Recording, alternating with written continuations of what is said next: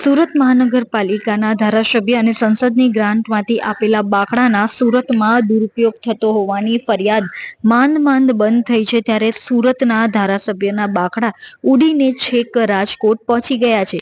સુરતના વિપક્ષના કોર્પોરેટરે આક્ષેપ કર્યા છે કે આ બાકડા ભાજપમાંથી પાલિકાની ચૂંટણી લડી ચૂકેલા ઉમેદવાર પોતાના ગામમાં લઈ ગયા છે. જોકે વિપક્ષનો આક્ષેપ બાદ સુરતના ધારાસભ્ય અને સંસદ સભ્યના બાકડા કઈ રીતે રાજકોટ પહોંચ્યા તે અંગે અનેક ચર્ચાઓ શરૂ થઈ છે. સુરત મહાનગરપાલિકા વિસ્તારમાં પાલિકાના કોર્પોરેટર અને ધારાસભ્યની ગ્રાન્ટમાંથી બાકડા આપવામાં આવે છે.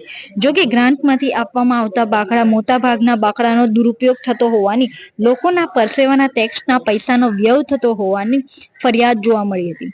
થોડા જ સમય પહેલા કોર્પોરેટરો અને ધારાસભ્યની ગ્રાન્ટમાંથી આપવામાં આવતા બાકડાનો દુરુપયોગ થતો હોવાની ફરિયાદ થતી હતી. ત્યારે આ બાકડા લોકોના ટેરેસ, ઘર કે રેસ્ટોરન્ટ અથવા બોક્સ ક્રિકેટમાં મૂકવામાં આવતા હોવાની ફરિયાદ આવતી હતી. હવે આ બાકડા સુરત બહાર દૂર છેક રાજકોટ પહોંચી ગયા છે. સુરતના વિપક્ષના એક કોર્પોરેટર રાજકોટ ખાતે સુરત કામરેજના ધારાસભ્ય પ્રફુલ પાનસેરિયાની ગ્રાન્ટના બાકડા રાજકોટ પહોંચી ગયા હોવાના ફોટોગ્રાફ્સ વાયરલ કર્યા છે.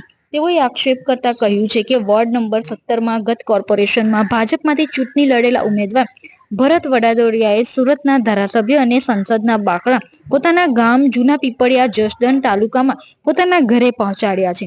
આ ઉપરાંત એવી કોમેન્ટ કરી છે કે ત્યાંના ધારાસભ્ય લોકોને બાકડા આપતા નથી. આમ સુરતના બાકડા છેક રાજકોટ પહોંચી ગયા હોવાથી આ વિવાદ ઉભો થયો છે.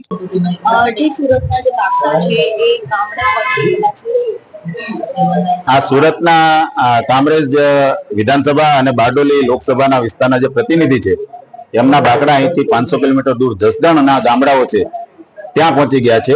મારી જાણમાં આવતા મને વિડીયો ફૂટેજ અને ફોટા મળતા મેં વિડીયો ફૂટેજને ફોટાના માધ્યમથી મીડિયાને જાણ કરી હતી કે આ રીતનો જે આ દુરુપયોગ થાય છે એ ખોટું છે અને આવી ઘટનાઓ ના બનવી જોઈએ. બારડોલી લોકસભાના સાંસદ પ્રભુભાઈ વસાવા અને કામરેજ વિધાનસભાના ધારાસભ્ય પ્રફુલભાઈ પાનસેરિયાના નામના બાકડા એક જવાબદાર વ્યક્તિએ પોતાના ગામ પોતાના ઘરે મૂક્યા છે. 5 થી 6 નંગ બાકડા છે અને આ એક ખૂબ શરમજનક બાબત છે, ખૂબ દુઃખદ ઘટના છે. પંચાયતથી પાર્લામેન્ટ સુધી ભારતીય જનતા પાર્ટીનું શાસન છે, ત્યાં પણ એમના જનપ્રતિનિધિઓ છે.